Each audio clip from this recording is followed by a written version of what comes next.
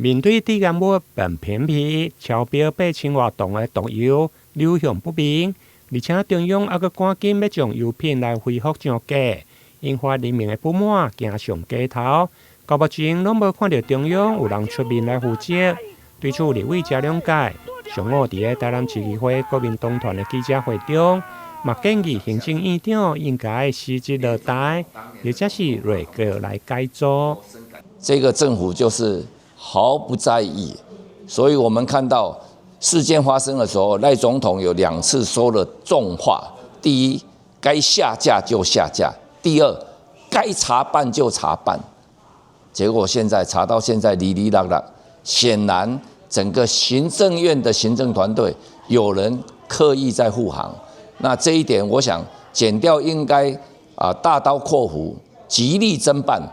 不管是誰，層級再高都要辦下去。你們護航得到不當的利益，但是卻是用台灣人民的健康拿來作為代價，這是我們不能容忍的。內閣也許他認為再往下拖到11月28那整個敗選以後，就讓整個行政院來扛起這個責任，那不會把這一把火燒到總統府的身上。現在台北的政治觀察家大概都看到這一點。我認為賴總統不需要這樣做，勇敢的面對。你在當台南市長的時候，你也是勇敢的面對，然後要求中央